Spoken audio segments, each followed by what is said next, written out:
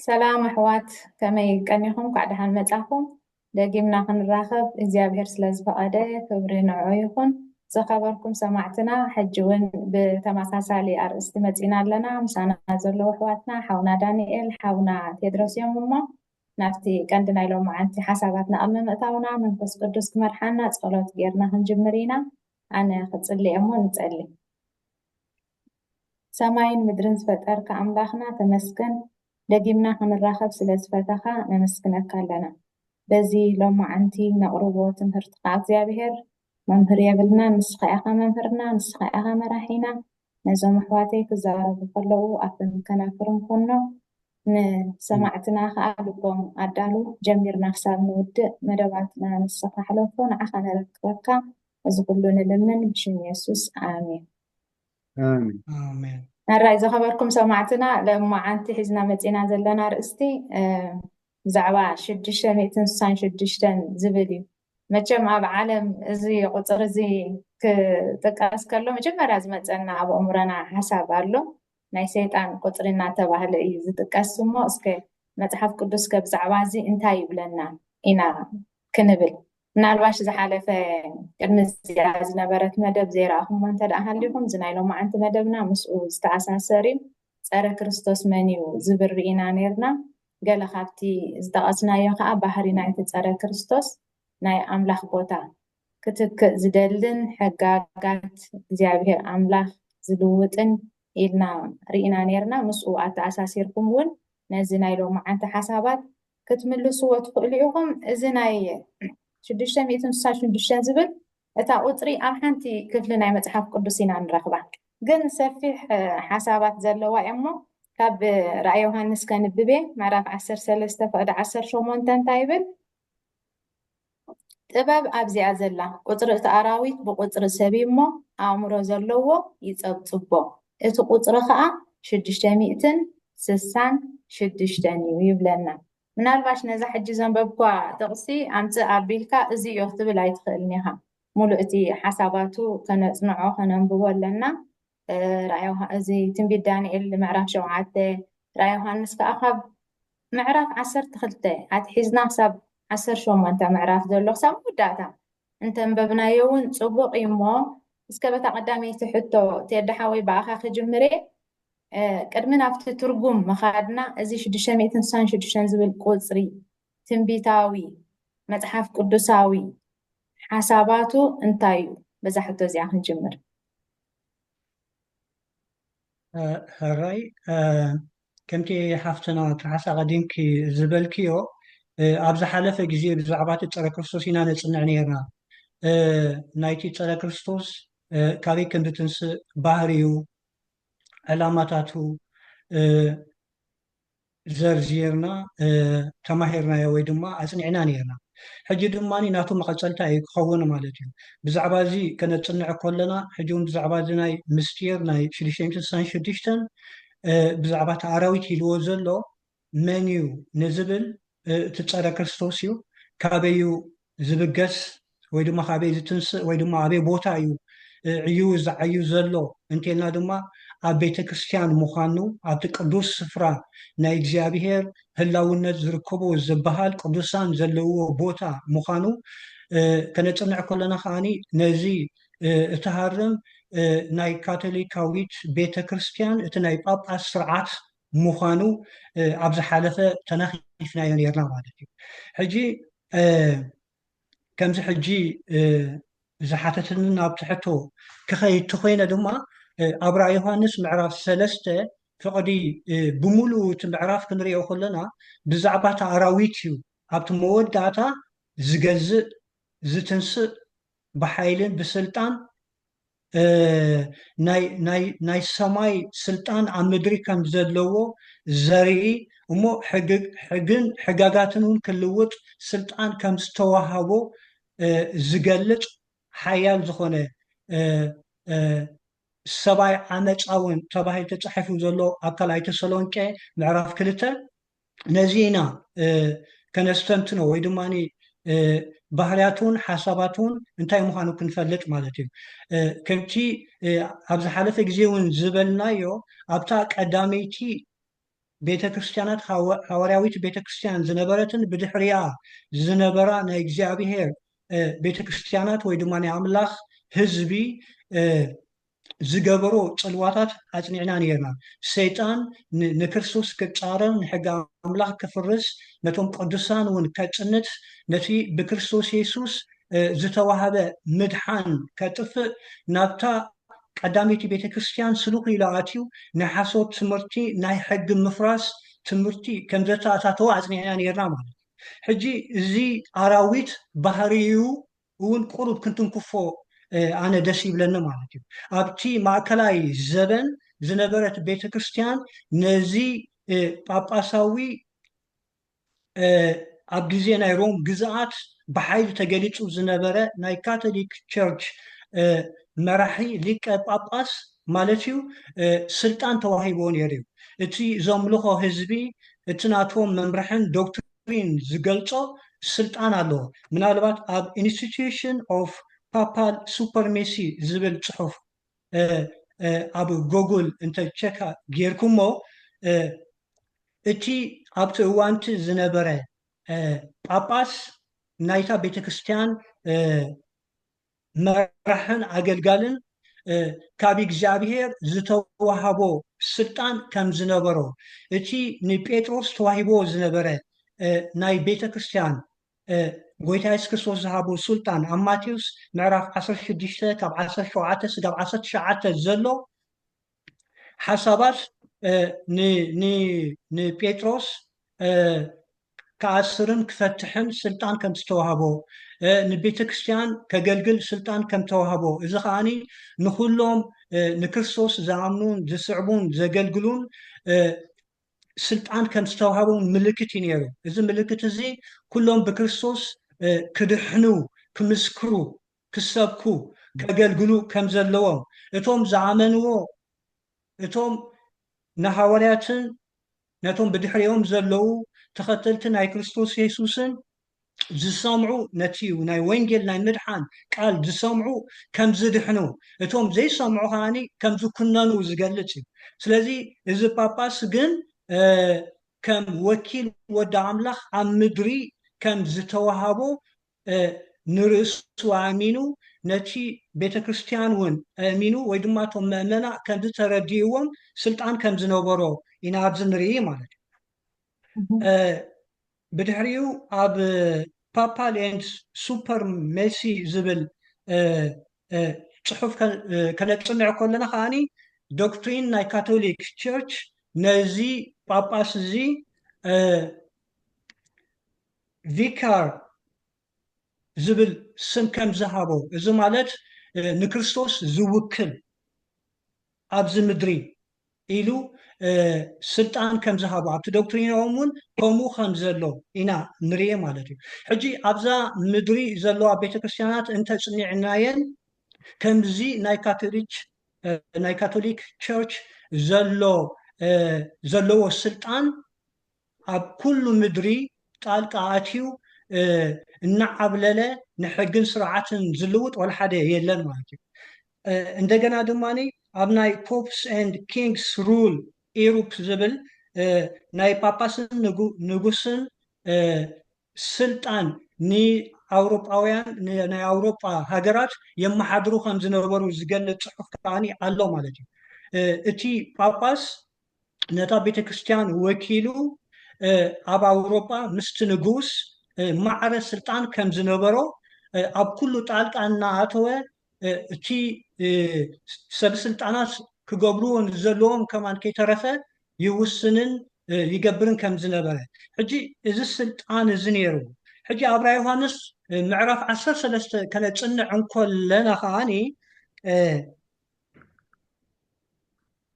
ናብታ ምዕራፍ እንተኸድኩ ደስ ይብለኒ ኣብ ራእይ ዮሃንስ ምዕራፍ 13 ፍቕዲ 2 እንተንቢብና ነዚ ኣራዊት እዚ ንረኽቦ ማለት እዩ ኣብ ራእይ ዮሃንስ ሃራይ ምዕራፍ 13 ከምዚ ይብል ካብ ቁጥሪ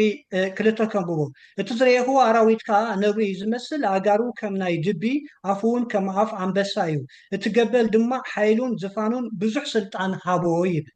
ሕጂ እዚ ኣራዊት እዚ ስልጣን ካብ መን እዩ ተቐቢሉ እቲ ገበል ኣብ ራእይ ዮሃንስ ምዕራፍ 12 ካብ 7 ስጋብ 9 ከነፅንዕ ከለና ትገበል መን እዩ ንዝብል ሰይጣን ምዃኑ ኣብ ዝሓለፈ ዝነበረ መፅናዕትና ድማኒ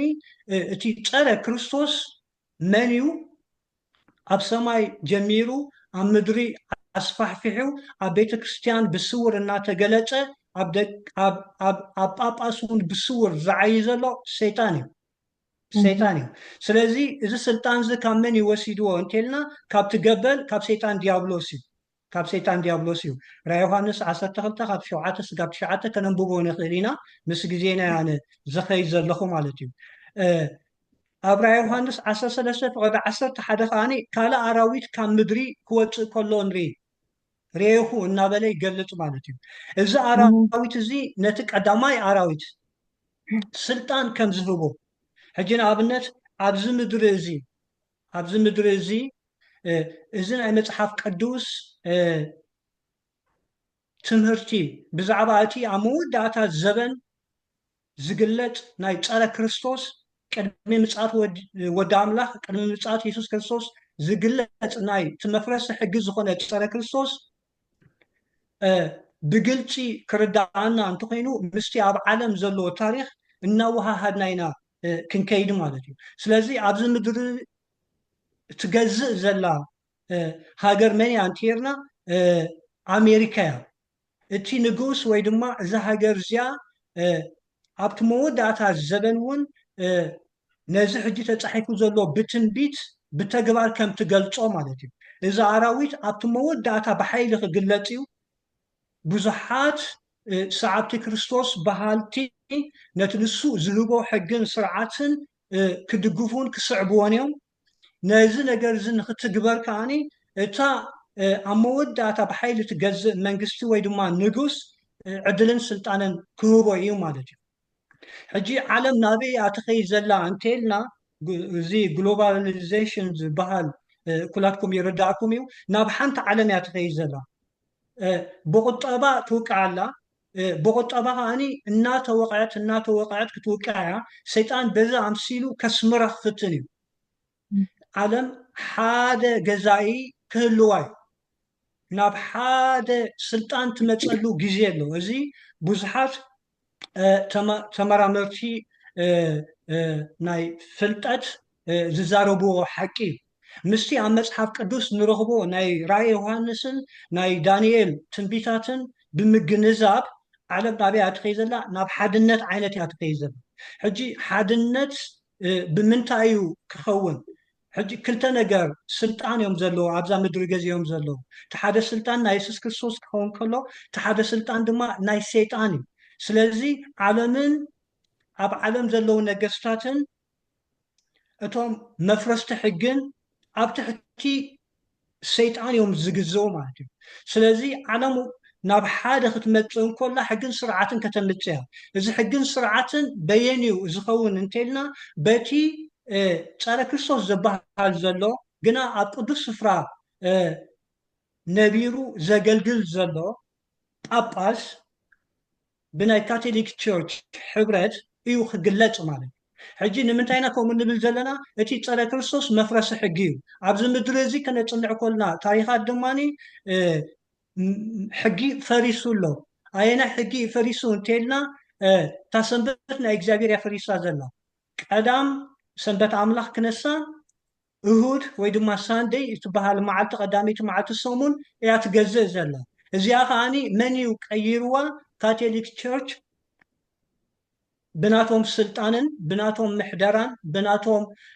ሓይልን ካብ ኣምላኽ ዝተዋሃበና ስልጣን ስለዝኾነ ከምዚ ክንገብሩ ንኽእል ኢና ኢሎም ዘረኣይሉ እዩ ማለት እዩ እዚ ኣብ መወዳእታ ዘበን ከም ዝግለፅ ኢና ነፅንዕ ዘለና ማለት እዩ ስለዚ ኣነ ሓርፋፍ ዝኾነ ስታይ ይህብ ኣለኹ ቀሲልና ድማኒ ናብቲ ቀንዲ ክንኣቱ ኢና ማለት እዩ ፅቡቅ ቴዲ ሓወይ ኣምላኽ ባርካ ቅድሚ ናብ ዳኒ መኻደሲ ምናልባሽ እዚ ሕጂ ክንብሎ ፀናሕና ስልጣን ተጠቂምካ ነቲ ሕጋጋት ናይ እግዚኣብሔር ኣምላኽ ምቕያር ጠቐስ ኣቢልካያ ነርካ ናይ ጴጥሮስ እቲ የሱስ ክርስቶስ ዝሃቦ ስልጣን እሳ ኣብ ወንጌል ማቴዎስ ምዕራፍ 16 ፍቅዲ 19 ኣውፅአያ ኣሎ ከነንብባ መርሖታት መንግስተ ሰማያት ክህበካ እየ ኣብ ምድሪ ዝኣሰርካዮ ኩሉ ኣብ ሰማይ እሱር ክኸውን እዩ ኣብ ምድሪ ዝፈትሕካዮ ኩሉ ድማ ኣብ ሰማይ ፍቱሕ ክኸውን እዩ ትብል ነዛ ሓሳባት እዚኣ ተጠቂምካ መቸም ንጴጥሮስ ሕጊ እግዚኣብሔር ኣምላኽ ኣብ ሕጊ እግዚኣብሔር ኣምላኽ ኣይኮነን ስልጣን ሂብዎ እንታይ እቲ ሓሳባቱ እንተደኣ ኢልና ኣብ ምምሃር ምስትምሃር ናብ እቲ መገዲ ምድሓን ንሰባት ናብኡ ናብ ክርስቶስ ንኸብፅሕ ዝተዋሃቦ ስልጣን ዳ እምበር ምዚ ሕጂ ሒዝናዮ ዘለና ሓሳባት ዝኸይድ ከም ዘይኮነ እዚ ርእሱ ዝኸኣለ መፅናዕቲ ዘድልዮን እዩ ንሕጂ ድሓን ብከምዚኣ ክሓልፋ እሞ ዳኒ እንታይ ኣለካ ኣብዚ ሓሳብ ናባኻ ክመፅእ ሕጂ والله يتصبغ مبار እግዚአብሔር ይመስገን ታሕቶ ከምዚ ኣቐዲሙ ተድሓወይ ብብዙሕ መገዲ ገይሩ ከብርሃ ክፍትን ፀንሐ ትንቢታውን መፅሓፍ ቅዱሳውን ርድኢትና ኣብ ናይ 666 ዘለናኸ ከመይ ጌርና ክንግንዘቦ ንፍትን እንድዩ ቃል በቃሉ ኣብ መፅሓፍ ቅዱስ እዩ ንመጀመርያ ግዜ እዚ 666 ዝብል ከም ፅሑፍ ሰፊሩ ዘሎ ኣብ መፅሓፍ ቅዱስ እዩ እንተኾነ ግና ሰባት ገና ብዛዕባ እምነትን ሃይማኖትን መንፈሳዊ ነገርን ዘይፈልጥ ክነሱ 666 ክበሃል ከሎ ኣንፈቱ ክሳብ ዝቕይር ኣድህቦኻ ክስሕብ ዝኽእል ኩነት ኢና ብዛዕባ 666 ንርኢ ግና ሓወይ ቴዲ ኣቐዲሙ ክብሎ ከምዚ ፀንሐ 666 ቁፅሪ ኮይኑ ግና ቃል በቃሉ ኣብ ምዕራፍ 13 ኣቐዲም ከም ዘንበብክዮ ዝብሎ ነገር እንተደኣ ኣላኡ እንታይ ኢሉ ጥበብ ኣብዚኣ ዘላ ቁፅሪ እቲ ኣራዊት ብቁፅሪ ሰብ እዩ እንዲ ዝብሎ ደሎ ሕጂ ክንምርምርን ብዛዕባ እንታይ ምዃኑ ክንሓስብን ዝድርኸና ነገራት ኣለዎ ማለት እዩ ከምቲ ኣቐዲሙ ክበሃል ዝፀንሐ ከዓ ብዛዕባ ፀረ ክርስቶስ ዝሓለፈ እዋን ገለ ክንብል ፈቲና ነርና እቲ ፀረ ክርስቶስ ኣድህብኡ ኣተኩርኡ ልዕሊ ማንም ከዓ ኮይኑ ዝያዳ ብተፀባእነት ዝዓዮ ኣብ ልዕሊ ክርስቶስ እዩ እዚ መዓሳት ሒዙ ዝፈለመ ነገር እዩ ኣብ ሰማይ ነቲ ልዑል ክመስል የበልካ ኢሉ ዝተበገሰ ኣንፃርነት እዩ ኣብ ምዕራፍ 12 ራእይ ዮሃንስ ከድና እንተ ኣንቢብናዮ ኣብ ክርስቶስ ጥራይ ዘተኮረ ተፀባእነት ኣይኮነን እንታይ ደኣ ነቲ እታ ሰበይቲ ዝወለደቶ ኢሉ ኣቐሚጥዎ ዘሎ ንክርስቶስ ክኸውን ክእል እዩ ግን ብዛዕባ እታ ሰበይቲ ክንዛረብ እንተደኣ ኮይና ቃል ብቃል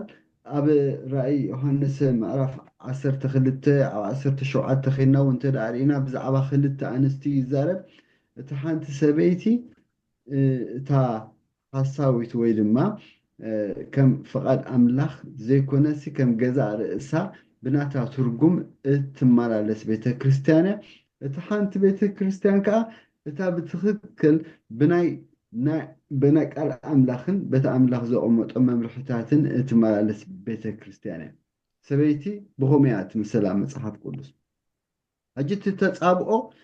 እቲ ምትህልላኽ እቲ ንዓዓ ንምጥፋእ ገይሩ ዝወስዶ ዝነበረ ኩሉ ስጉምታት ናብቶም ሰዓብቲ ክርስቶስ ከይትረፈ ከም ዝቐፀለን ሕጂ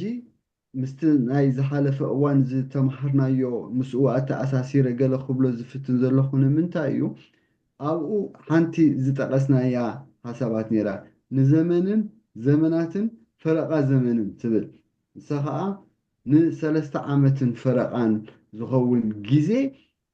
ዲያብሎስ ወይ ድማ እቲ ብመልክዕ ስልጣን ነታ ምድሪ ገዚእዋ ዝነበረ ኣብ መንጎ ሃይማኖትን ኣብ መንጎ ፖለቲካን ዝተቐርቀረ እሞ ከዓ ብፍላይ ነቶም ሰዓብቲ ክርስቶስ ንዓኣቶም ብሓይሊ እናተፃብአ ካብዛ ምድሪ እዚኣ መንታን ከጥፍእ ብብዙሕ መከራ ዘሳድዶም ዝነበረ እቲ ናይ ጳጳስ ስርዓት ን1,260 መዓልቲ ሕጂ እዚ ኣብ ካልእ ቦታ እዩ ከምኡ ተባሂሉ ተጠቂሱ ዘሎ ኣብ ራእይ ዮሃንስ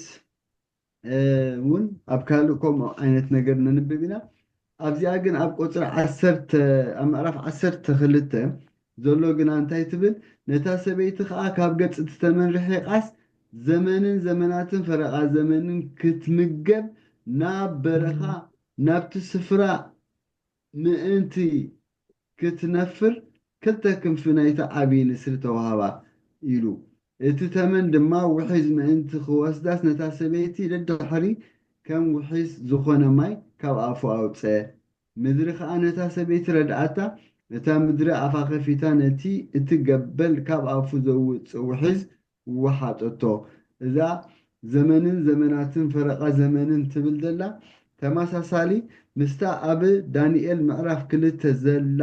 ዝረኣና እያ ምስኣ ትኸይድ ኣብ ዳንኤል ምዕራፍ 7 ክብል እየ ቅሬታ እወ ሕጂ እንታይ እዩ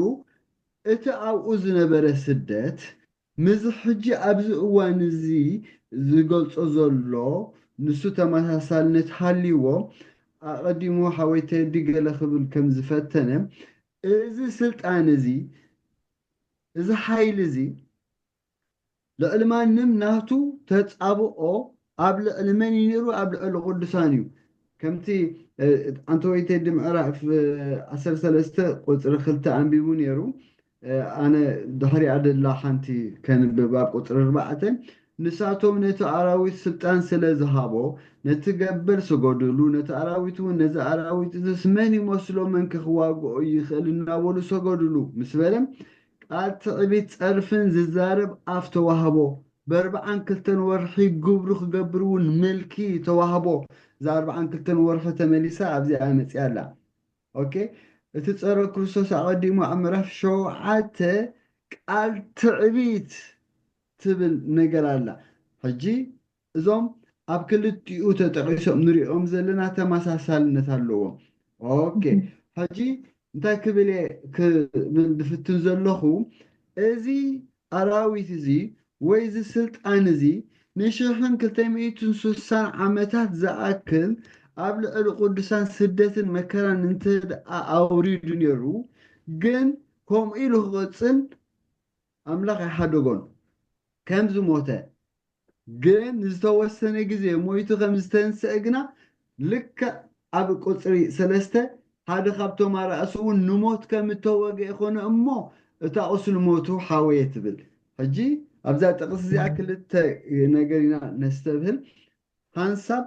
ን1,260 ዓመት ነቶም ቅዱሳን ብብዙሕ መከራን ናይ ሞት መቕፅዓት እናገበረ ንቅዱሳን ከም ዘሳደደ ግን ዝተወሰነ ግዜ ሞይቱ ፀኒሑሲ እታ ናይ ሞት ቆስሉ ምስ ሓውየት ግና ሕጂ እቲ መጀመርታ ነቶም ቅዱሳን ብዘለዎ ሓይሊ ንመከራን ንሞትን ዝዳርጎም ዝነበረ እታ ትክክለኛ ናቱ ሂወትን ተመክሮን ከዓ ኣብዚ እዋን እዚ ትድገም ከም ዘላ ነስተብህል እሞ ናብታ ናይ 666 እንተደኣ ክንመፅእ ኮይና ኣብ መወዳእታ ዘመን ክኸውን ዘለዎ ነገር እዩ ሕጂ ዝብለና ዘሎ ንሱ ከዓ እቲ ቀዳማይ ኣራዊት ምልክቱ ወይ ክገብሮ ዝፍትን ዝነበረ ኣብ ምዕራፍ 7 ቁፅሪ 25 ኣቐዲምና ከም ዘንበብና ዝሓለፈ እዋን ዘመናትን ሕጋጋትን ክልውጥ ክሕልን እዩ ከም ዝተባህለ ብተመሳሳሊ እቲ ንኣምላኽን ንዑን ጥራይ ዝግባእ ስግደት እቲ ዲያብሎስ ንዕኡ ክገብሮ ከም ዝፍትን ዝነበረን በዚ ብምሉኡ ከም ተገልፀ እናረኣና ክንከይድ ፀኒሕና ሽዑኡ ብምሉኣቶምሲ ነቲ ኣራዊት ስልጣን ዝሃቦ ነቲ ገበር ሰገድሉ እንታይ እያ ትብል إذا أراويت من يمثلو من كخواقو يخل النابول تاقورلو سجدلو تما سالي تمكرون تما ما دي زخونا نجاراتنا نري حجي إتش شدشتن ميتين سوسان شدشتن أبتزغت الحطو زيادة النابرهنا يكون متسينا انتخونا جنا مستي أقدمو زنبرة نايترو كروستوس أكايدا بفلاي كا تا شحن كلتميتو سوسان وي 4 كلتون ورحي وي دما زمنات فرق الزمن زبلا أبهالاتات مسأن انت دا كانت حزن فتينا تقوانتي نا كمي زبل أوان نيرو أوكي نسو تأراوي تتي حاويو حجي انت دا زعي ألو خوينو خا ناتو عند تتصابؤوا قبل المنيو نزبل زيادة نبهك مثلناي اوكي هراي ፅቡቅ ኣሕዋትና ኣምላኽ ባረኩም ምናልባት ነዚ ሰፊሕ ዝኾነ ርእስቲ እዩ ነፍሲ ወከፍ ኣብኡ ዘሎ ትርጉም በዚ ዘለና ግዜ እውን ክንትንትኖ ይንኽእል ኢና ገለ ሕጂ ጠቐስ ከብሎ ዝደሊ ግን ካብቲ ዳንሓዊ ክትብሎ ዝፀናሕካ እቲ ኣራዊት ኣብቲ ልዑል ናይ ትዕቢት ፀርፊ ዝብል እዚ ፀርፊ ዝብል መታን ንኽበርሃልና እየ ምስቲ ሒዝናዮ ዘለና ርእስቲ ኣብቲ ናይ ማርቆስ ምዕራፍ 2 ከይድና ከነንብቦ ንኽእል ኢና ኢየሱስ ክርስቶስ ነቲ መፃጉዕ ናብኡ ምስ ኣምፅዎ ሓጢኣትካ ተሓዲግልካ ምስ በለ እንታይ ኢሎሞ ይፃረፍ ኣሎ ኢሎሞ በጀካ እግዚኣብሔር ኣምላኽ መን እዩ ሓጢኣት ክሓድግ ዝኽእል እሞ እዚ ፀርፊ ዝብል ኣብ ቃል ኣምላኽ ከዓኒ ነቲ ናይ እግዚኣብሔር ኣምላኽ ቦታ ዝትክእ ከም ምዃኑ ብልክዕ ክርስቶስ ኣምላኽ እዩ ነይሩ ንዑ ይኮንኩን ዝቃወም ዘለኹ ግን እቲ ፀርፊ ዝብል ሓሳብ እንታይ ምዃኑ ካብዚ ክበርሃልና ይኽእል እሞ እስኪ ኣብታ ካልአይቲ ሕቶ ክንከይድ ሕጂ ተድሓወይና ባኸየ እዚ 666 ዝብል ቁፅሪ ገለ ሰበስልጣን እንዳበልና እውን ክንጠቅስ ፀኒሕና እሞ ምስ ኣብ ምድሪ ዘለው ሰበስልጣናት ስልጣኖም ተጠቂሞም ዝገብርዎ ኣንፃር ናይ ሕጊ እግዚኣብሔር ኣምላኽ እንታይ ምትእስሳር ኣለዎ መቸም እታ 666 ትብል ክሳብ ሕጂ ኣይ ተርጎምናያን እንዲና ዘለና እቲ ሓሳባቱ ኢና ንወስድ ዘለና መወዳእታ ክንመፅእ ኢና እስኪ እዛ ሕቶ እዚኣ ኸ ብኸመይ ኢና ንሪኣ ኣጋጣሚ በኣ ክጅምር ሓሲበሲ ንድሕሪት ጌርኪ ኣለኺ እስታሕ ገብራ ክፍትን ባል ሕጂ እታ دحين كنجمر نخلينا تيدحاوي اندحر السام أجزاء زلا إلنا تبغي راي يوحنس أساس شومنتا طلب أجزاء زلا قطر تعراويت بقطر سبيمو أمرو زلو يتصبو تقطرو خا 666 يو إزبل حجي إذن 666 انتاين زوكلا عنتو أبز حلفة يكون قديمنا ون بداني يكون بايك نزارب كلنا هم منترحس ذهبنا يو حسابات نايتي تاراويت ملاليو 666 يبلنا له نايت تاراويت بحرن علامو ويدماني سلطانو كنقلت صنيحنا من البات ابتي ناي ماتيوس معرف 16 زغلصكو شيطان حسود كزرون كله حسود كمهرون كله ابتي منفساوي اغلغلوت ناي እግዚአብሔር حقي حجيو زخيد حجي السلطان نبيتروس توهبو بزعبا وانجيل بزعبا ناي مدحان جنا بو نزي سلطان زي توهيبوني ليو تسيو دحار قلنا منتاي معبيلو ناب مفراس حجي معبيلو مالت انا وكيل ودام الله نا يسوس كريستوس وكيل انا إليو تنسيو بنشتي جميل نابز عباية خيدو حجي ويتا يسوس كريستوس نتوم حواريات قلت لهم كل انتينا نبلابتي وانجيلات كانت تصنع كلنا انتينا نركب انا تاخذكم يحشكم انت منفس حق متي كتصنعنعكم يو ناب حق ون كمرحكم يو حجي بزعبا من يزارب بزعباتي منفس قدوس سالسا كان نايت حدا املاخ مالي منفس قدوس املاخ بزعبا زيو حجي زي اراويت زخاني ويدما زي صار كريستوس منيو إلنا وكخ نزاروبو صنيحنا عندنا تبحريو زيو اذا شديشتن دماني تتصبيبن بزعبا تي فيكاريوس فيليدي እዩ ዝብል ሕጂ እዚ ስም ናይቲ ፀረ ክርስቶስ እዩ እዚ ማለት እቲ ሓሳቡ እዩ እቲ ርድኢት እዩ እቲ ስልጣኑ እዩ እቲ እንታይ እዩ ወኪል ኣምላኽ እየ ዝብል እዩ ትርጉም ሒዙ ዘሎ ወኪል ወዲ ኣምላኽ ኣብዚ ምድሪ ዝብል እዩ ሒዙ ዘሎ ሕጂ ኣቐዲሙ እውን ሓውና ዳኒ ከምኡውን ትርሓስ ንገልፅዎ ፀኒሖም ብዛዕባ እቲ ፀርፊ ንኣምላኽ ዝፀርፍን ይዕበይን ባህሪ ከም ዝነበሮ ዝገልፅ ዘሎ ናይ ኣምላኽ ስልጣን ወሲዱ እዩ ዝግለፅ ዘሎ ሕጂ ዛ 666 ነቲ ናቱ ስም ነቲ ናቱ ስልጣን ትንሱ ዝብሎን እቶም ዝስዕብዎ ዝኣምንሉ ዶክትሪን ዝገልፅ እዩ ማለት እዩ ምናልባት እዚ ቪካሪዮስ ፍሊዴይ ዝብል ካብ ናይ ላቲን ቁፅርታት ኢና ንረኽቦ ተቆፃት ብሙሉኡ ብግቡእ እንተ ቆፂርና ደሚርናዮ 666 ይበና ማለት እዩ ምናልባት ሸር ክገብሮ የኽእል ብሳይ ከርእየኩ ምኽእል ሕጂ ብዛዕባ እዚ ብዙሓት ናይ ስነ መለኮት ተመራምርትን ምሁራትን ነናቶም መግለፂታት ይህቡ እዮም ግና ምስቲ ኣብ መፅሓፍ ቅዱስ ኣብ ዳንኤልን ኣብ ራእይን ዘሎ ፅሑፋት ብግቡእ ክነፅንዖ ከለና እቲ ትክክለኛ ምስጢር ነቲ መፍረሲ ሕጊ እዩ ዝገልፅ እሱ ከዓ ዝሓቢርና ንብሎ ዘለና እዩ ማለት እዩ ስለዚ ብግቡእ እንተፅኒዕናዮ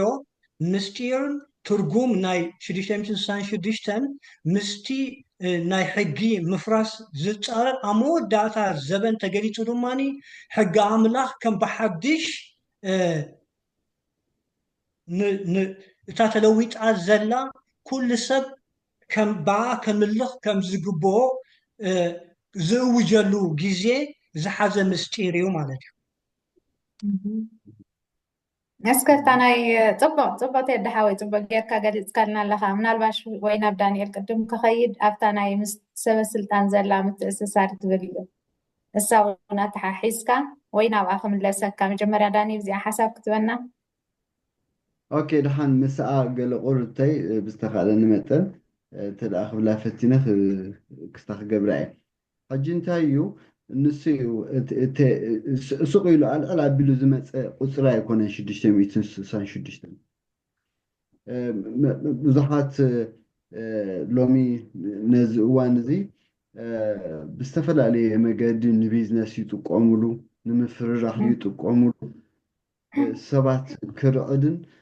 ኣንፈቱ መንታን ናብ ትንሳቶም ዝደለይዎ ከተኩር ኢሎም ዝብልዎ ነገራት ኣሎ ሓደ ግዜ ኣብ ሓደ ቦታ ሰሚዐ ኣለኹ 3F ፈርኒቸር ትብል ዓባይ ናይ ከምዚ ሴዳታት ሳሎን ኣርማድዮ ገለመለታት ትሰርሕ ስፍራ እያ ግን ሽማ 3F ማለት 3F ኤፍ መበል ክንደይ ቁፅሪ ምዃና እያ መበል 6 ሕጂ 666 ፈርኒቸር ትብላ ማለት እዩ ንሳቶም ሜቢ ክሳብ ክንድኡ ተረዲእዎም ኮይኑ ንቢዝነስና ንኣታዊና ነቲ በቃ መንታን ክንድልብን ክንህብቲ ምስ ሰይጣን ኣብዚ ዝያዳ ክትተሓባበረናን ክዓቢ ንኽእል ኢና ዝብል ርድኢት ወሲዶም ክኾኑ ይኽእሉ እዮም እዚ ብርእዮ ኣንፃር ኣምላኽ ክትከውን ኢልካ ስጉምቲ ምውሳድ እዩ ግን ኣብቲ ከምቲ ክንሪኦ ፀናሕና ምልክቱ እዩ 666 ክንብል ከለና ብካልእ ኣባሃላ ምልክት ናይቲ ኣራዊት እዩ እቲ ኣራዊት ከዓ እንታይ እዩ ናቱ ተመክሮ ሂወት ወይ ድማ ኣብ ኩሉ ዕምሩ እንታይ ዓይነት መለለይ ነይርዎ እንተዳ ኢልና መፍረስ ሕጊ እዩ ኣቐዲሙ ተዲ ክብል ፀኒሑ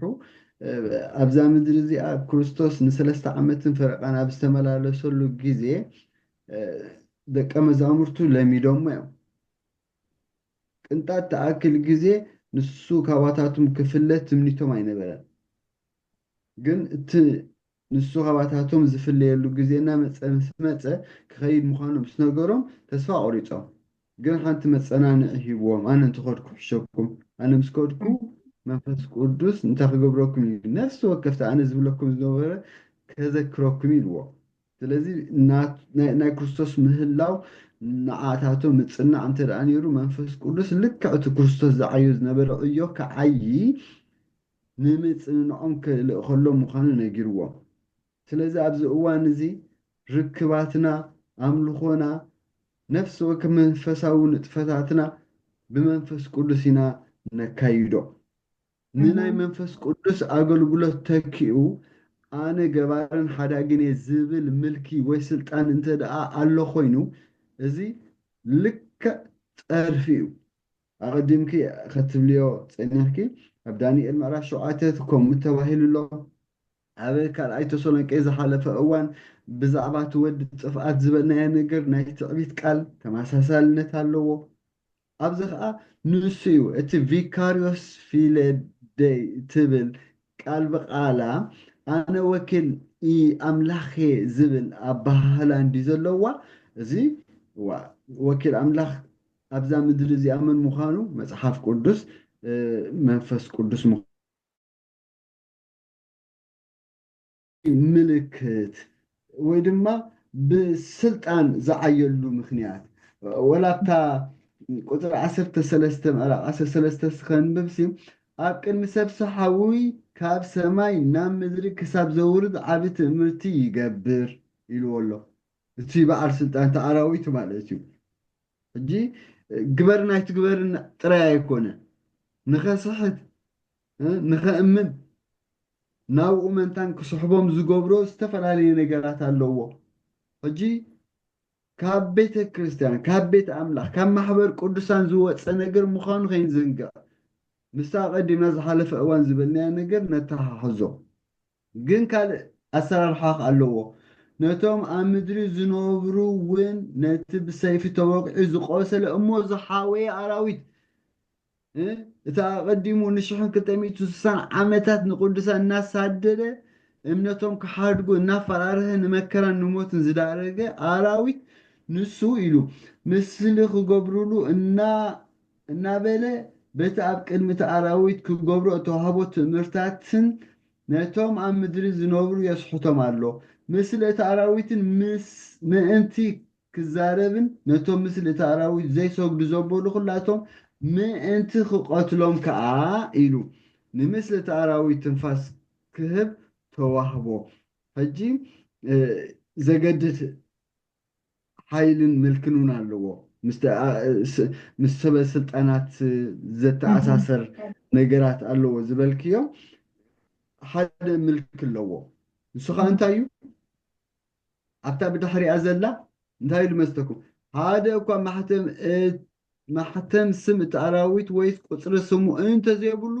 ክዕድግን ክሸይጥን ከምዘይክእል እገብር ኢልዎ ማሕተም እቲ ኣራዊት ክትቅበል ክትክእል ኣለካ ሰርቫይቭ ክትገብር ክትነብር እንተ ደኣ ኮንካ እዛ ምድሪ እዚኣ ንዝተወሰነ ግዜ ክነብረላ ዝተዋህበትና እንድያ ሕጂ ነዘን ኣብዛ ምድሪ እዚኣ ክንነብረለን ተዋህባና ዕምሪ እናበላዕና እናሰተና እንተ ደኣ ክንመላለስ ኢልና ዝያዳ ናይ ምንባርና ኣብዛ ምድሪ እዚኣ እንተ ደኣ ዝያዳ ርዝነት ሂብናዮ ማሕተም እቲ ኣራዊት ንምቕባል ኣዝና ቀረባ ኢና ምክንያቱ ብምንታይ እዩ ዝመፀና ዘሎ ብንበልዖ ብንሰትዮ ብኣነባብራና ዝኾነ ይኹን ኣብ ሂወትና መከራ ኮነ ዘሳቀየና ነገር ክገጥመና ይንደልን ስለዚ እንተ ደኣ ክነብር ደልየ ምልክት ናይቲ ኣራዊት ክቕበል ምልክት ናይቲ ኣራዊት ምቕባል ማለት እንታይ ማለት እዩ ምስጋድ ማለት እዩ ሓሳቡ ምቕባል ማለት እዩ ከምቲ ዕርፊ ኣብ ልዕሊ ትልዑል ዘካይዶ ዝነበረ ምልክ ናይቲ ሰማይን ምድርን ዝፈጠረ ክርስቶስ ናቱ ወኪል ኮይኑ ኣብዛ ምድሪ ተረኣ ዝመላለስ ሃልዩ ኮይኑ ነፍሲ ወከፍ ተንሱ ዝወሰነን ውሳኔታት ከዓ ከም ዘለዎን ክንቅበሎ ኢና ማለት እዩ ብዛዕባ እቲ ማሕተም እንታይ ማለት እዩ ዝብል كم زمستني أبتا بدحر زي أزلا دي كتحتنا ويسقل لنا بدحر زي حكي كي هو جن انتايو ازي أراويت ازي ناتهم نزي امنات زي تقبل زبلو نعاتهم ببزوح مكرا كده أرجو مخانون نخيبلو نخيساتيو زقدا كون زي الشيء من تان كخلكل عابل سلطان الملكن كم توهبو إذا خامس من تان كان تحظو نفتن مستق قدامي أراويت نشوحن كتيميتن سوسان عامت وياربعن كلتن ورحي حانت ما عاتي أمت صحاب كردس كم حانت عامت سلازي ترقم زن أربعن كلتن ورحي سلست عامت فرقانين زمنات فرقان زمنات فرقا زمن توهيلن زلوامو بقى بحريات نايزي حجي أبزا مدرزيئة كون زلو وي كمت زلو مسفن بينا ينا نردو بهتي أقدمو زنبرة ناي بالسلطان ويدما بحايلي زعي زنبرة أراوي تيجانا نحن نردو نفتن طب داني حاوي أملاخ باركا نالباش تيد دحان أفتا دحيرا زلا ناي موداتا أتقالي لك حسابتا فتبلعها ጽቡቕቲ 666 ዝብል ትርጉም ካበይ ከም ዝመፀ ፈሊጥና ኣለና እቲ 666 ተራ ቁፅሪ እዩ ግን ንምንታይ ተዋሂብና እንተዳ ኢልና መለለይ ከም ዝኾነ በቲ ቁፅሪ ትቢልና ሲ መን እዩ ንዝብል ሓሳብ እሞ ኣብታ ማሕተም ዝበልኩማ ድሓን ኣብታ ናይ መወዳእታ ሕቶ ኣብታ ናይ ማሕተም ናይቲ ኣራዊት ጥራሕ ክኸይድ ከም ዝፍለጥ እዚ ማሕተም ክበሃል ከሎ ስኒ ናይ ዝኾነ ማሕተም ኣለዎ ናይ ሓደ ትካል ማሕተም ኣለዎ እንታይ እዩ እንተዳ ኢልና ናቱ ስልጣን ናቱ ዝርግሐ ወይ ከዓ ናቱ መለለይ እቲ ማሕተም ዝብል ንባዕሉ ትርጉም ኣለዎ እሞ እስከ እዚ ማሕተም እዚ መቸም 666 ሊትራሪ ብሕተም ኣብ ግንባርካ ድዩ ኣብ ኢድካ ድዩ እሱ ከም ዘይኮነ ሕጂ እቲ ቁፅሪ ቀንዲ ከም ዘይኮነ ክንርኢ ፀኒሕና ሓሳባቱ እሞ እስከ እንታይ እዩ እቲ ማሕተም دا بخمي نات محتم ناي أراوي تقبلنا أي تقبلنا النبلو سين انتاي محتم زي أب أتاناي مودعتا تقند حساب زي أما ناو أخن كيد تيد حاوينا هاك حجتا زي اوكي هراي حجي تي شدشتن محتم علو أب جنبارهم حاتمهم يزبط أب جنبارهم حاتمهم كوم دما እግዚአብሔር ማሕተም ኣለዎ ሕጂ ንጹር ክርዳእና እዩ ማለት እዩ ባህሪ ናይዚ ኣራዊት ስጎድለ እዩ ዝብል ኩሎም ኣብ ምድሪ ዘለዉ ደቂ ሰባት ይሰግድሉ ስግደት ንመን እዩ ዝግባእ ስግደት ነቲ ሓደ ኣምላኽ ጥራይ እዩ ዝግባእ ምናልባት ኣብ ራእይ ዮሃንስ ምዕራፍ 7 ፍቅዲ 14 እንተ ኣንቢብና እንታይ እዩ ዝብል እዚኣ ጥቕሲ ዶ ተንብብለይ ሽዑ ናብቲ ሓሳባት ክንኣቱ ኢና ምዕራፍ ክንደይ ከም ዝበልካ 14 ፍቅዲ 7 እሺ ብብርቱዕ ድምፂ ከዓ እታ ዝፈርደላ ግዜ በፂሓ እሞ ንኣምላኽ ፍርህዎ ክብሪ እውን ሃብዎ ነቲ ሰማይን ምድርን ባሕርን ዓይኒ ማያትን ዝገበረ ስገድሉ በለ እወ ሕጂ ሪኢኹም ኣለኹም ነቲ ሰማይን ምድርን ባሕርን ዝገበረ ስገድሉ ሕጂ ስግደት ንመን እዩ ዝግባእ ንእግዚኣብሔር እዚ ኣራዊት ከ እንታይ ይብል ኣሎ ስገዱሉ ሕጂ መዓልቲ ናይ ስግደት ማለት ንእግዚኣብሔር 7 መዓልቲ ኣለዋ 7 መዓልቲ ንሓንቲ መዓልቲ ድማ 24 ሰዓት ኣለዋ 24 ሰዓት ብ7 መዓልቲ ደሚርና ወይ ኣራቢሕና ሙሉእ ሰዓታትን መዓልታትን ከነምልኾ ናይ እግዚኣብሔር ፈቓድ እዩ እግዚኣብሔር ሕግን ስርዓትን ኣሎ እግዚኣብሔር መንግስቲ ኣለዎ ሕግን ስርዓትን ኣለዎ ኣብዚ ምድሪ ዘለዋ መንግስታት ከይተረፋ ስርዓትን ሕግን ኣለዎ ስለዚ እቲ ሕግን ስርዓትን ዘለዎ እግዚኣብሔር ማሕተሙ ኣየነይቲ እያ ክንርኢ ኢና ማሕተም ናይ ሰይጣን ከዓኒ ወይ ድማ ናይ ተፃረ ክርስቶስ እንታይ ምዃና ኣቐዲምና እኳ ንሪኦ እንተነበርና ግን በዚ ሕጂ እንገብሮ መፅናዕቲ ክበርሃልና እዩ ማለት እዩ ምናልባት ኣብ ዘፍጥረት ምዕራፍ 2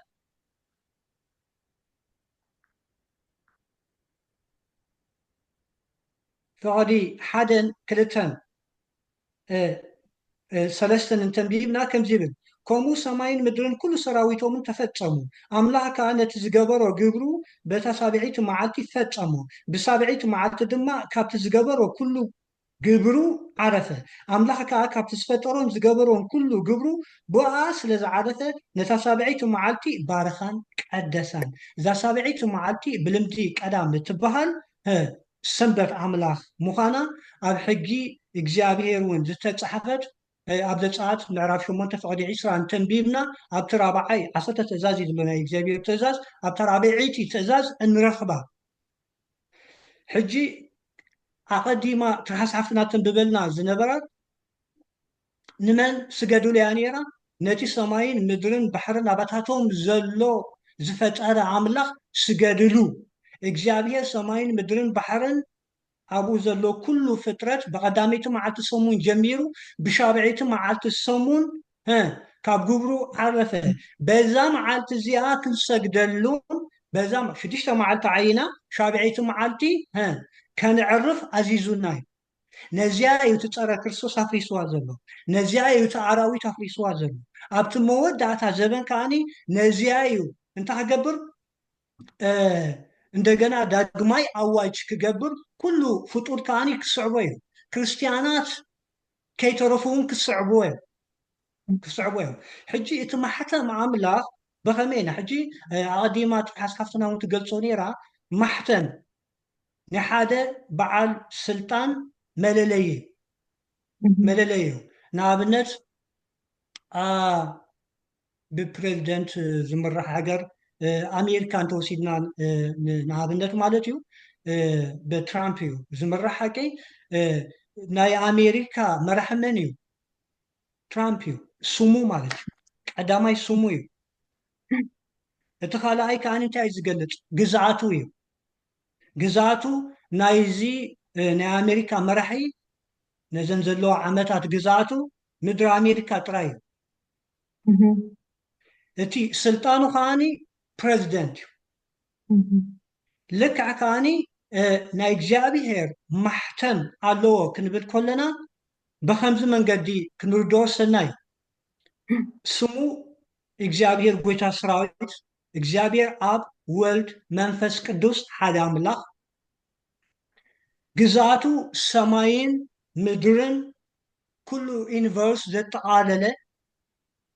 سلطانو خاني عملاخي حجي إزي يكسجدلو زلوا مالك إزي يكسجدلو زلوا سلازي شديشتن زبهال بمايكروتشيبس تبايلو بكمبيوترايز بقلمله زقلت فتيمو مسناي متحف قدوس مرخاب يقولون إجابير نبراي نبرة أي تحفلناني عم متحف قدوس قلتو طوغا أي تحفلناني مزناقعي أي تحفلناني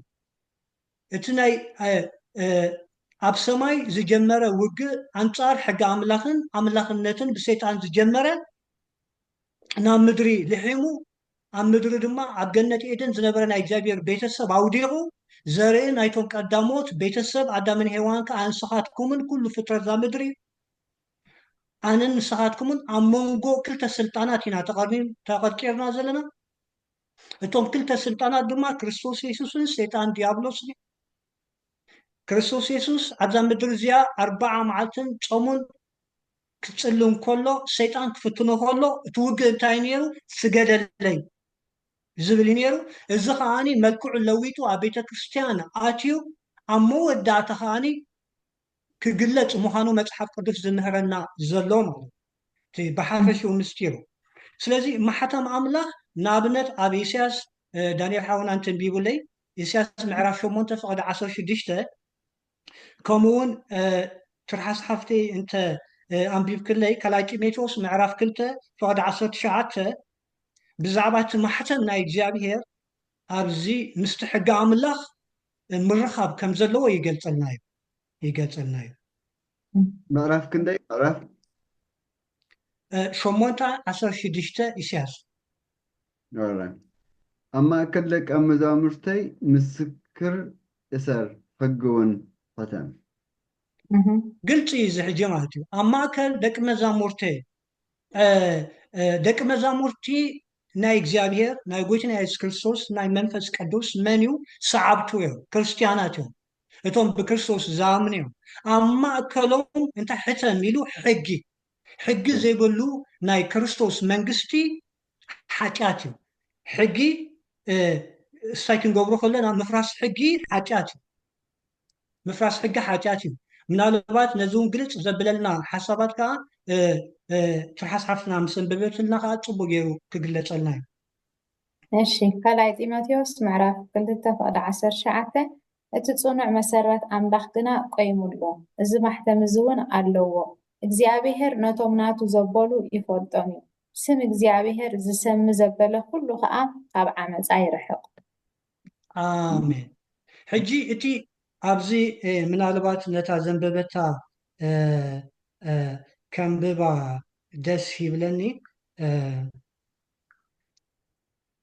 أبيا ካልኣይ ጢሞቴዎስ 2:19 ከምዚ ይብል እቲ ጽኑዕ መሰረት ኣምላኽ ግና ቆይሙ ኣሎ ሕጂ ከነስተንትኖ ኩልና ነዚ ሓሳብ እቲ ጽኑዕ መሰረት ኣምላኽ ንዘለዓለም ፀኒዑ እዩ ዝነበር እግዚኣብሔር ኣብ ኪዳኑ ኣብ ሕጉ ንዘለዓለም ፀኒዑ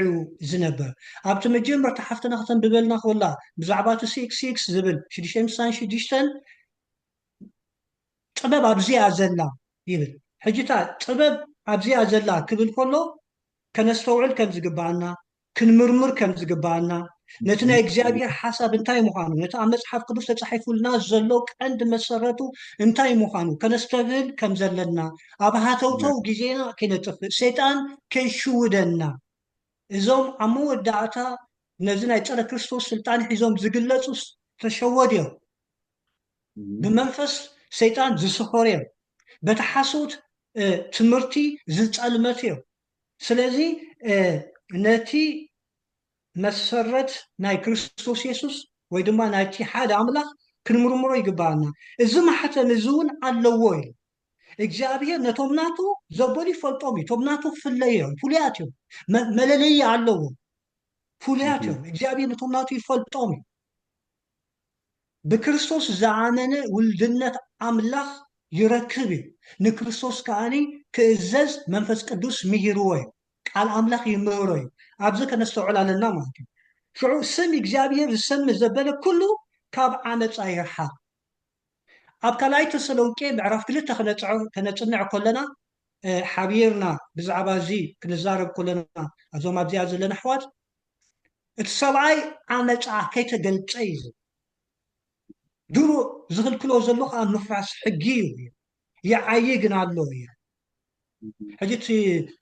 ሕጊ ኣፍሪስዎ እዩ ብዙሕ ዘበናት ወሲዱ እዩ ኣብ መወዳእታ ዘበን ግን ብሓይሊ ከም ዝግለፅ ሕጂ እቲ ሰብኣይ ዓመፃ ማለት እንታይ ማለት እዩ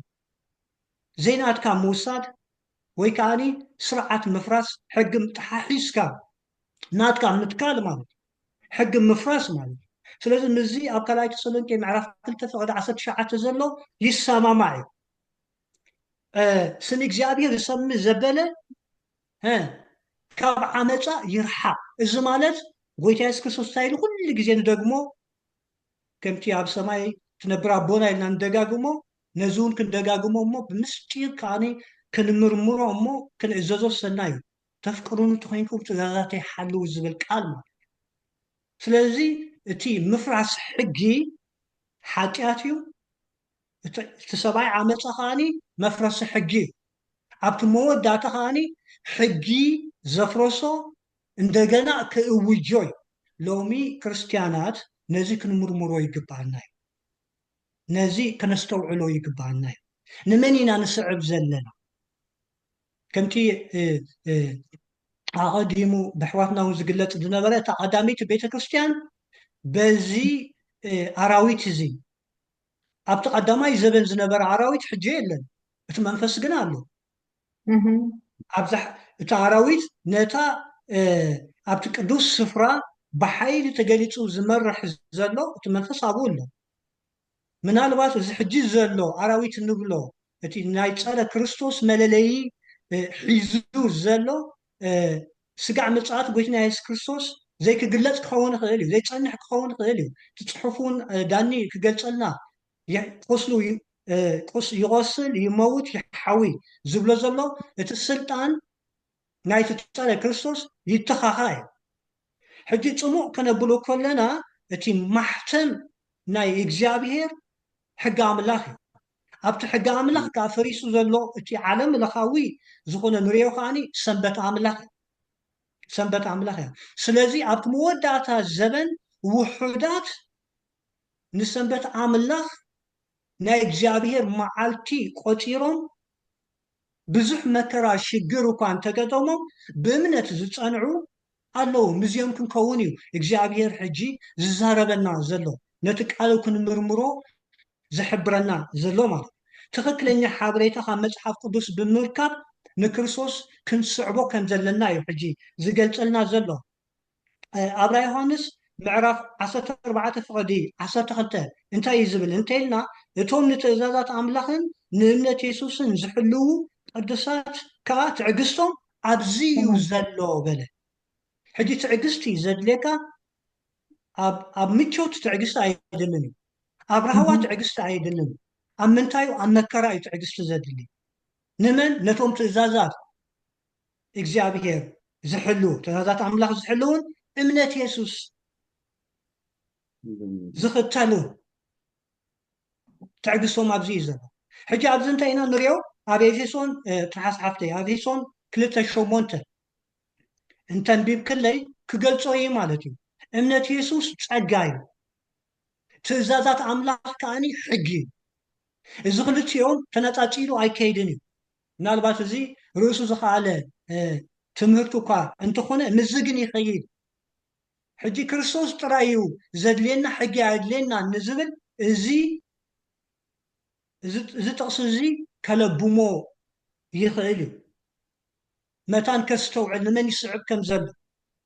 ንክርስቶስ ዘመልኽቲ ኮይኑ ትእዛዛት ናይ ክርስቶስ ትእዛዛት ናይ ኣምላኽ እንታይ ክገብር ኣለዎ ክሕሉ ኣለዎ ሕጂ ንሕና እንታይ ኢና ንብል ዘለና ሰንበት ናይ እግዚኣብሔር ፈሪሳያ ሰይጣን ዲያብሎስ ኣብ ቤተ ክርስቲያን ተሰዊሩ መራሕትን ኣገልገልትን ብምፍጣር ነቲ ሕጊ ኣምላኽ ኣብ ሰማይ ዝጀመሮ ኣብ ምድሩ እውን ብሓይሊ እናገለፀ ንደቂ ሰባት ናብ ገሃነም ይመርሖ ኣሎ እሞ ተመለሱ ንመፅሓፍ ቅዱስ መርምሩ ነቲ መድሓኒ ኢየሱስ ክርስቶስ ተቐበልዎ ትእዛዛቱ ከዓኒ ተዓዘዙ ኢና ንብል ዘለና ኢና ዝብል ዘለና ስለዚ እቲ ማሕተም ናይ ኣምላኽ ሕጊ ኣምላኽ ምዃኑ ይገልፀልና ቀፂልና እውን ብዛዕባ እዚ ክንዛረብ ንኽእል ኢና ኣብዚያ ይኣኽለኒ ይብል እሺ እታ ጥቕሲ ከንብበልካ ደ ዋላ ኦኬ ኣንብብለይ እወ እዛ ኤፌሶን ምዕራፍ 2 ፍቕዲ 8 ካልካንን እወ እወ እወ እወ እሳት ኣሽምያ ትብል ሓደ እኳ ከይመካሕሲ ካብ ግብሪ ይኮነን እሞ ብእምነት ብፀጋ ኢኹም ስደሓንኩም እዚ ካብ ውህበት ኣምላኽ እምበር ካብ ኣሃትኩም ኣይኮነን ኣሜን ስለዚ ኣንሕና ብፀጋ ኢና ዲሕና ብክርስቶስ በቲ ንምንታይ መደገፍታ ወይ ድማ መረዳእታ ንኩሉ ኣተሓይዘ ዘምፅኦ ዘለኹ ነቶም ትእዛዛት ኣምላኽን ንእምነት የሱስ ክርስቶስ ዝሕልው ቅዱሳት ከዓ ትዕግስቶም ኣብዚ እዩ ዘለዎ ዝብል ክርስቶስ እዩ ናብ መንግስቲ ኣምላኽ ዘእትወና ሕጊ ብምሕላውና ሰንበት ብምሕላውና ኣይኮነን ግን ክርስቶስ ሕጊ ስለ ዘለዎ ስርዓት ትእዛዝ ስለ ዘለዎ ንዕኡ ከነፍርስ ከለና ሓጢኣትን ሞትን እዩ ዝኾነና ስለዚ ነዚ ጥርንፍ ዝበለ ሓሳባት ብምሓዝ ንክርስቶስ ክንዕዘዞ ከም ዝግባእ ማሕተም ናይ ክርስቶስ ከዓኒ ኣብቲ ሕጉ ከም ዘሎ ንምብራህ ኢለ ኣምፅዮ ማለት እዩ ፅቡቅ ብሓቂ ፅቡቅ ጌርካ ትንትን ኣቢልካ ያለካ ተድሓዊ ኣምላኽ ባርክካ ምናልባሽ ኣነ ናብቲ ናይ መወዳእታ መጠቃለሊ ሓሳብ ምሃብ ቅድሚ መኻደይ ዳኒ እዚኣ ክብላ ኣለኒ ትብሎ ነገር እንተዳ ሃልዩ ንዓኻ ግዜ ክበልካ ብጣዕሚ ኣሕፅር ኣቢለ ክብሎ ምክንያቱ ብኣዝዩ ብሉፅ መገዲ ሃወይ ቴዲ ክብሎ ፀኒሑ እዩ እዚ ከዓ ቀለ ዓለም ዝበሃል ዘየድልዮ أزي وسان زخونة تمهرتيو قال بقالو نحنا حجزا مودة أب إفيسون كل تشمونت كبلات أنا حدا يقع خي مكحسي بجبرنا أيكوننا بصراحنا أيكوننا بمعنى بخار نجار يكون أنت دا بتسجع بإمنات بتسجع يخم زدحانكم يلنا لما زي الألمان يمكن تسمر الله زلوا كم أبلات الشعب معات أدفنتس بيت كريستيان هذا جزء سبات ناتهم رديئتن ناتهم قمتن كبلو خلوسي زيادة أب حقي أتوكرنا نبل جيران كوز دوا يخلي يوم تخون جنا زي تي ناي مان نم كريستيان أب تي تخكلنيا ناي مدحان درجة كبس حلو زخل بتسقى بإمنات إنا زدحنا فجين تايو جن قالوا قالوا أبي معرف حدا زلو ناي زفترات سنبت بخمي مقدين نسب كم توهبت ولا ونت أبزت ساعات عسرة مبل راعي كابتن تزازات توهبت الناس سنبت أو انتهي حدا زنقرنا نقرأ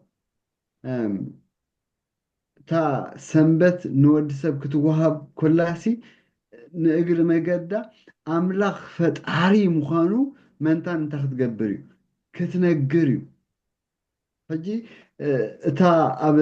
زفت أب رأي يوحنس معرف 14 اتم سلسة ملأختي نظام درزيئة إنا نقرو كتنققون كسبكون اتا مودعتا كبهل زلو ويكم محلالف زلو ملأختي كنقر حلفنا تكوبنا كله نأتي سماين مدرن زفت ألا نوع انتا قورلو سقودلو حجي بقى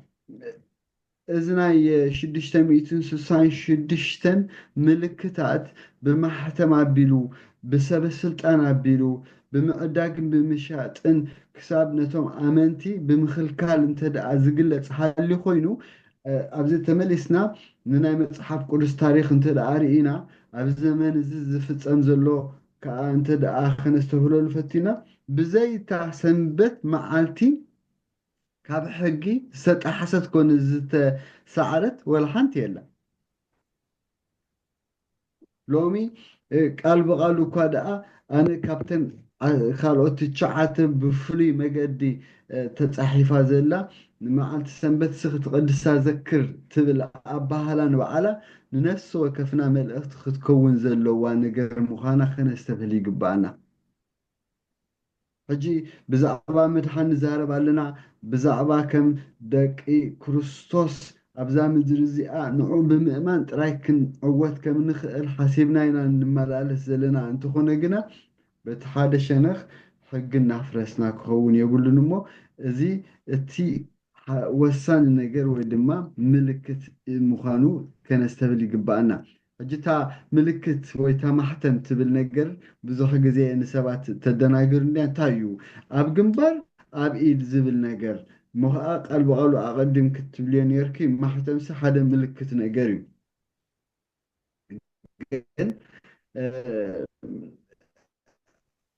أنتوي دس بلتني تا تسوبرم يفوت أمي ميزو بايزوي ديابلوس كمان نتم ناتو يفوت أمي جي أفردس لومي نتيناي أمودعتا أملاك نافذر مسا أمنا شعوط أبنا نفلت كوين يسمعنا تدعى بزنا إذا مدرزي أنا فردي خونتات تدعى كنت ترجمه فتينا سبات من يجبنيا من يزي يجبنيا سجبت أمودعتا تمرميرو سقمت ويد ما وساني زوهابو كسوس تباهيلو ويتورتور تباهيلي يسنح شعو أمودعتا بينو وهاب بزن مجدي سخا جبنيا خون كاترخيب كاللخا وين تسخون كاللخا بحال إذا أمودعتا إيوز فلت لومي أبزا مدرزي توم ناي أملاخ زخونو فلوتاتيوم توم كاب أملاخ عليهم زلوخا فلوتاتيوم ተጻርት ነገር አለው ስጋን መንፈስን ስጋን መንፈስ ጻሮ የምን መንፈስ ካን ስጋ ጻሮ የምን ይሉ አክልት ተዘይ ኮይኑ መንገኛ ዝባሃል ነገር የለን ሕጂ እንታይ ክብል ዝብል ዘለኹ እቶም ናይ ኣምላኽ ዝኾኑ ናይ ኣምላኽ ዝኾነ ማሕተም ዘለዎም ሰባት እዮም እንታይ ዓይነት ማሕተም ብእምነት ኳይ እቲ ንኣምላኽ ዝኾነ ሰብሲ ብምንም ተኣምር ክኽወል ዘይከኣሎ ኣብዛ ምድሪ እዚኣ ጉሉፅ ደብዳቤ እዩ ቃል በቃላ ክርስቶስ ነቶም ደቀ መዛሙርት እንታይ ኢልዎም ሰባት ንዓኻትኩም ርዮም ንዓኻትኩም ርኢ ምስ ኣበልኹም መንታ ንመን ከመስግኑ ነቲ ናይ ሰማይ ኣቦኹም መንታን ከመስግኑ ብርሃንኩም ይብራህ ኢሉ ሕጂ ርኢ ምስ ኣበልኻ እስኻ ብናብራኻ ብኣካይዳኻ ብኣዘራርባኻ ብነፍሲ ወከፍ ነገራትካ እንታይ ምዃንካ ናይ ኣምላኽ ምዃንካ ትፍለጥ ደስ ትብለኒ ጥቕስላ ኣብ ምዕራፍ 9 ኣብ ሕዝቅኤልሲ ኣብ ቁፅሪ 4 እግዚኣብሔር ከዓ ብማእከል ከተማ ብማእከል ኢየሩሳሌም ሕለፍሞ ኢሉ ነቶም ዝጉህዩን ነቶም ብዛዕባ እቲ ኣብ ማእከል ዝግበር ዘሎ ፅያፍ ዝጉህዩን ዝትኩዙሲ ኣብ ግንባሮም እንታይ ግበር ማሕተም ግበረሎም ብሎ ሕጂ እንታይ እዩ እዞም ሰባት እዚኣቶም ኣብ ነፍሲ ወከፍ ተግባራቶም ናይ ኣምላኽ ምዃኑ መንታን ክፍለጥሲ ገለ ሰባት ርይ ምስ ኣበሎም ዘለልዮም ፅሑፍ ኣለዎም ማለት ድዩ ኣይኮነን ኣብ ምዕራፍ 4 ኣብ ግብረ ሃዋርያት እንተዳሪና እንታይ ትብል መስለኩም ርኢ ምስ ኣበልዎ ነቶም ደቀ መዛሙርቱ ኸ ርኢ ምስ ኣበልዎም ዘይተማህሩ ጨዋታት ምስ ክርስቶስ ከም ዝነበሩ ድማ እንታይ ገበርዎም ኣለለይዎም ሕጂ ብኣዘራርቦኦም እዩ እቲ ኣብ ክርስቶስ ዝነበረ ባህርያትን ነፍሲ ወከፍ እቲ ነዛ ምድሪ እዚኣ ሓዲጎ ዝሓለፈ ምስክርነት ክደግምዎ ከዓ ኣስተብሂሎም ሕጂ ዘይተማህሩ ከለዉ ምንም ዘይፈልጡ ዝመስሉ ድኻታት ከለዉ ነገራቶም ግና ልክዕ ንመን ዘጠምት ንመን ዘርኢ ንክርስቶስ ዘርኢ ኮይኖም ተረኺቦም ስለዚ ብዛዕባ ዝማሕተም እዚ ኣብ ግንባሮም ወይ ኣብ የማናይ ኢዶም ዝበሃል ኣነሲ ሓደ ሰብ ኣብ ምዕዳግን ኣብ ምሻጥን እሞ ካብቲ ናይ መወዳእታ ግዜ እንተደኣ በፂሕና እስኻ ተኣምን ዲኻ ኣይተኣምንን ነቲ ምልክት ኣራዊት ወይ ድማ ነቲ እቲ ናይ ፓፓሲ ወይ ድማ ብዛዕባ ሰንበት ምሕላውን ዘይምሕላውን ኣብ ምርጫ ኣብ ዝበፅሓሉ ግዜ ሰንበት ስራሕ ክትበሃል ኢኻ ኣይሰርሕን ክትብል ኢኻ ዘይትሰርሕ ተደኣኹምካ ንምንባር ዝኽልክለካ ብዙሕ ዘይተዓደነ ነገራት ኣሎ ኦኬ ወላ ንክትሸይጥን ንክትልውጥን እውን ክሳብ ክንድኡ ትኽልከለሉ ኣጋጣሚ ኣሎ እንታይ ስለ ዝኾንካ ብእምነት ደረጃ ብገዛ ርእስኻ ዝወሰንካዮ ውሳኔ ስለ ዝኾነ እቲ ካልእ ከ ፈቃደኛ እዩ ዝኾነ ዓለም ወይ ዛ ምድሪ እዚኣቱ ጠልቦ ዲያብሎስ ዝሓተቶ ኩሉ ከም ማልእ ፈቃደኛ እዩ ካብዚ ንንያው ዝኾነ ይኹን ካልእ ማሕተም የለን እሞ ብዛዕባ ማሕተም ዝብል ሓደ ግዜ ኣብ ቀዳማይ ቆሮንጦስ ምዕራፍ 9 ቁፅሪ 2 ጳውሎስ ኣብኡ እንከሎ እንታይ ኢሉ ማሕተም ሃዋርያነት ኢሉ ሕጂ እቶም ቅድሚኡ ዝነበሩ ናይ ቤተ ክርስቲያን ሰበስልጣናት ሓደ ሊቀ ካህን ወይ ሓደ ተራ ካህን ብኣከዳድንኡ ከይተረፈ እዩ ዝፍለጥ ብኣከዳድንኡ ከይተረፈ እዩ በዓል ጳውሎስ ግና ኣዝዮም ድኻታት እኳ ደኣ ከም ሰራሕተኛ ቴንዳ ሰፈየ ዝነብር ሰብ ብኣከዳድንኡ ሰብ ዝሃዋርያ ኢሉ ክፈልጦ ኣይክእልን እዩ እንተኾነ ግና በቲ ኣምላኽ ኣብኡ ዘቐመጦ እንታይ መንፈስ ማሕተም ሃዋርያነት ኢሉ እዚ ምልክት ዝኣለኒ ኢሉ እሞ ካልእ እውን ኣብ ራእይ ዮሃንስ ምዕራፍ 7 ቁፅሪ 2 ማሕተምቲ ህያው ኣምላኽ ብል እሞ ማሕተምቲ ህያው ኣምላኽ ማለት በቃ ሽም ኣምላኽ ተፃሒፉ ሰባት ርኢ ምስ ኣበልዎም ዝተወቀጠ ነገር ኣሎ ማለት ኣይኮነ እንታይ ደኣ ርኢ ምስ ኣበሉ በቲ ናታቶም ብርሃን ንኣምላኽ ከመስግኑ እንትደኣ ገይሮም ካብ ዝበለ ካልእ ማሕተም የለን ፅቡቅ ኣምላኽ ባርክኩም ኣሕዋትና ብዙሕ ግዜ ወሲድና ኣለና ሰፊሕ ስለዝኾነ እቲ ርእስቲ ሓራይ የዳሓወይ ኣሕፅር ኣቢልካ በል هو ዛ ዳኒ ዝብላ ዝነበረት ናይ ባሓቂ መእሰሪት እንድያ ኣብ ራእይ ዮሃንስ 7:3 ሓንቲ ሓሳብ ክወስድ ስለደለኹ እየ ነቶም ባሮት ኣምላኽና ኣብ ግንባሮም ክሳዕ እናሓትሞምሲ ምድሪ ወይስ ባሕሪ ወይስ ኣዕዋም ኣይትጉድኡ በለ ሰይጣን ወይ ድማ እቲ ጸረ ክርስቶስ ኣብ ምንታዮም እዩ ዝሓትሞም ኣብ ገንበሮም እግዚኣብሔር ከዓኒ ነቶም ባሮቱ ነቶም ውሉዱ ነቶም ሰዓብቱ ኣብ ምንታዮም እዩ ዝሓትሞም ኣብ ግንባሮም ሕጂ ከምዚ ዳኒ ሓውና ዝብሎ ፀንሐ ምልክት ኣይኮነን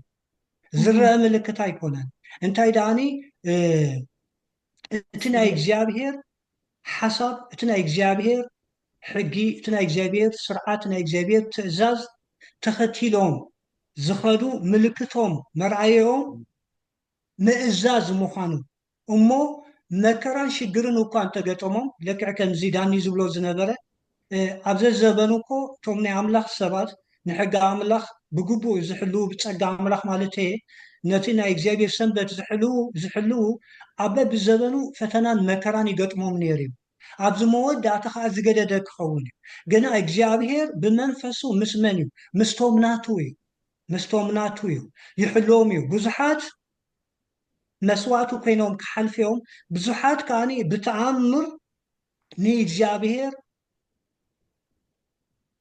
ክእመንዎ ኣምላኽ ሰማይ ባዕሉ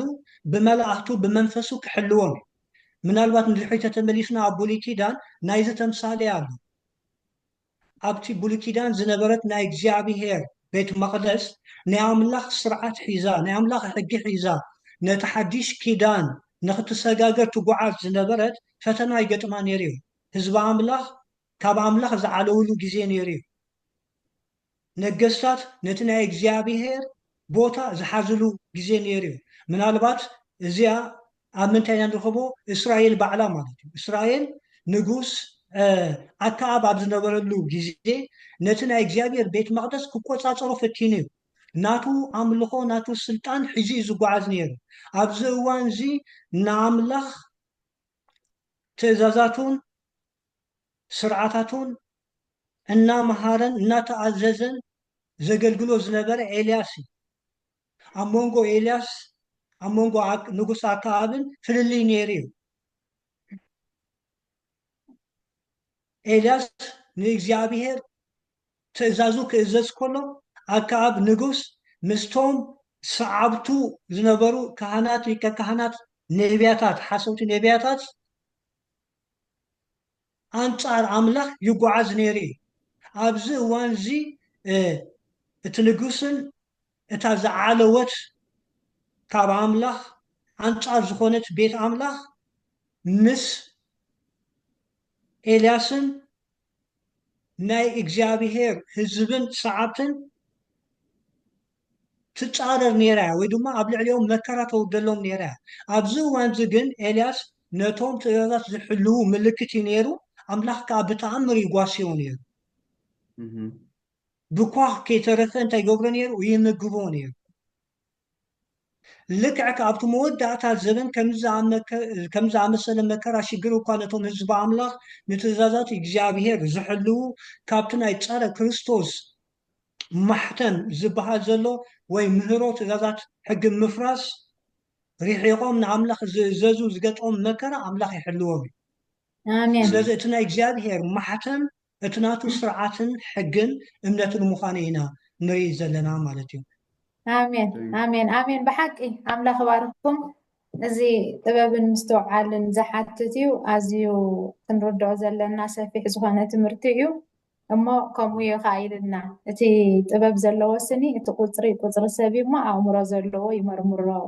እዩ ኢልና እሞ እቲ ንምርምረሉ መሳርሒ ከዓ ካልእ ኣይኮነን 666 ኣብ ኮምፒተር ርኢና ኣብ ጫማ ርኢና እንዳበልካ ዝወሃብ ዘይኮነስ ባዕሉ ቃል ኣምላኽ ዝገልፆ ከም ዝኾነ ኢና ክንርኢ ፀኒሕና ናይ ብሓቂ ኣምላኽ ባርክኩም ኣሕዋትና ሓንቲ ጥቕሲ ኣብ መወዳእታ ከንብቤ